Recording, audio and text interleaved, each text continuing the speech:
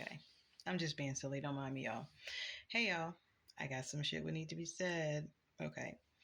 As you can see, the title reads, Can narcissistic siblings harm you as much as narcissistic parents? I thought this was a good topic for discussion because I'm sure many people can relate to this topic.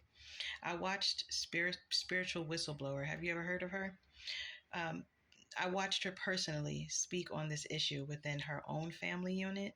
She spoke vividly about how her mother hated her and how her mother constantly tried to get her daughter taken away from her, how her sister is just like her mother, and how her sibling administered the same hatred towards her like her own mother. So I think the answer is pretty clear. Yes, yes, and yes again. Narcissistic siblings can harm you as much as narcissistic parents. Why, you ask? Well, kids are raised by their parents and or guardian, and as a result can take on the same mindset and behavior as their parent or guardian, especially when that sibling spends more time with that parent and or guardian.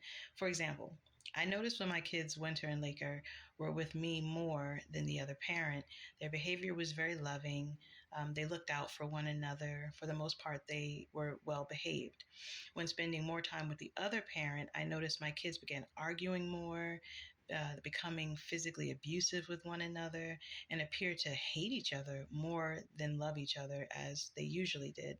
This, of course, greatly disturbed me. I noticed many other changes in my kids, but I won't get into that here. So I digress. Kids are conditioned by whomever they're around, and that's just period. Um,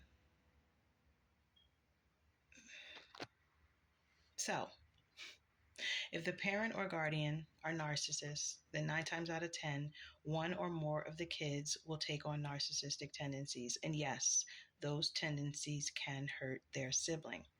There are parents who are so toxic that they purposely drive a wedge between siblings in order to gain an upper hand and control, and think that all they have to do to bring the siblings back together is snap a finger and tell them to make up. But sometimes a parent can drive such a wedge that them telling the siblings to make up just doesn't work anymore, right? And as a result, the siblings fall further apart, and the sibling who is more like the narcissistic parent or guardian will take action against their sibling the way the parent would. I don't know what they would do. Maybe they would set up their sibling up to be robbed, or to have their social media accounts hacked, spied on, or make up fake accounts in their sibling's name while creating belligerent content to make their sibling look bad to the public. Maybe that narcissistic sibling would work hand in hand with others in order to steal money from you, or work with your ex and or an organization behind your back to do horrible things to you and your kids. I don't know. The sky is the limit with what a narcissistic sibling can and will do. Because if a parent or guardian can be hurtful to the point that you begin looking at them like they the ops, okay? What would make a sibling any different, right? So if any of y'all know Spiritual Whistleblower, she gives firsthand knowledge on shit like this, and her name is a testament to how she whistleblows on all narcissists, which she started with her own family members first. And if y'all have seen any of her early videos, she goes in. I mean, she goes in. She goes in on her family, and to the point where, like, I almost felt that it was unnecessary. You know how much she was going in on her family, like like she was basically talking about her family like they were complete strangers. She was talking about her mom like she was cursing her mom out. Like, that's something I've never done, you know what I mean? And I've had hurtful things done to me by my family members and my mom and, you know, my dad and stuff, but like I've never gotten to the point where I was just like publicly cursing them out or cursing them out to their face. Like, she straight was cursing her mother out on video, like calling her all kind of bitches. And like, I was like, oh my God, you know, like, and I think at that point, she had just lost all respect for her mother, because I think she just kind of felt like my mom don't respect me at all.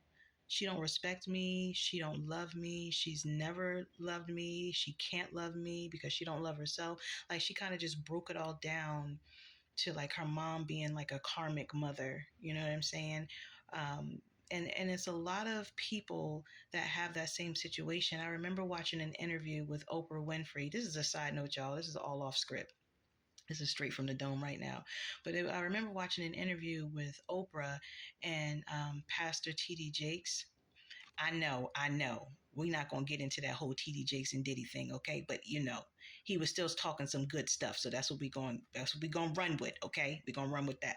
So in the interview with TD Jakes and Oprah, Oprah was basically saying how her mother never loved her, how she felt like her mom hated her, how she never gave her any attention, she never told her she loved her. She was like, and the only time that her mom began showing her any real attention or what seemed like love was when she became famous. And then her mother, started showing her attention and started, oh, she's my daughter. She was like, but she would feel like her mom was ashamed of her before the fame. Like she always felt her mom was ashamed of her, or that, she didn't think she was pretty, and just like, it was a really sad story. And I was like, damn, Oprah, like, you know what I mean? And so she was just like, I just felt like she wanted to be a part of my life because I was famous. And so I'm pretty sure she didn't have respect for her mom because of that, because she kind of just looked at her like, you're only pretending to love me because you feel like it comes with some kind of benefit, bitch. You know what I mean? Not calling Oprah mother a bit, you know what I'm saying? But I'm pretty sure that's how she felt. And so Pastor T.D. Jakes basically told Oprah, your mother didn't have the gallon of love that you needed as a child. She only had pint-sized love.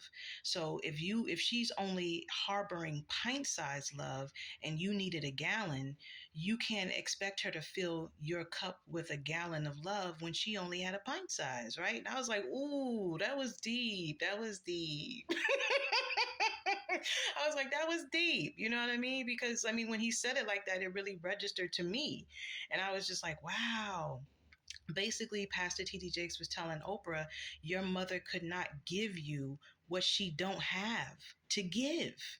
If she don't have it within herself to give to you, if she don't love herself unconditionally, if she don't even know what the fuck that is because she never got it from her mother, and maybe her mother never got it from her mother, because so it became like a damn cycle that just went on and on and on between the families.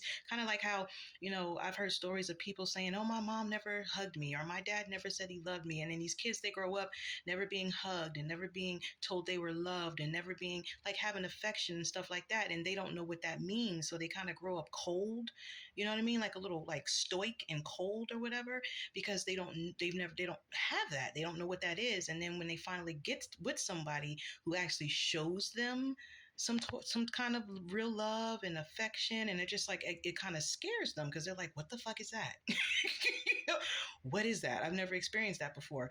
And then, as they continue to get it, it feels good, and it feels more good, and it feels more good, and it feels more good. They never had it before, but this is feeling really, really good.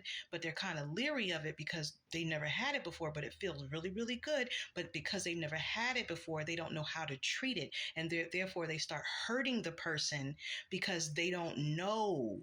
Like they really don't know. So they feel like, you're going to take it away from me, or with this feeling that feels so good, you're going to take it away from me. And they start doing crazy things and acting out. And do you know what I mean? It's just, it's interesting, yo. The psychology behind it is very fucking interesting. And so I know in my case, in like my past relationship, I know that was like a form of some stuff with the ex, you know what I mean? Not having like real love and unconditional love, not knowing what it is and being scared of it, and therefore treating it like shit because you didn't know how good it was, you know what I mean? And then you lose it, and then you feel bad because you lost it, but that's the lesson, right? That's the lesson that you learn. So that's basically in a nutshell what I'm talking about here. So to close it out, where did I leave off? So with spiritual whistleblower, she gives firsthand knowledge on shit like this. And her name is a testament to how she whistleblows on all narcissists, which she started with her own family members first. Check her out. If interested in her videos and work, y'all should definitely check her out, because you can learn a lot.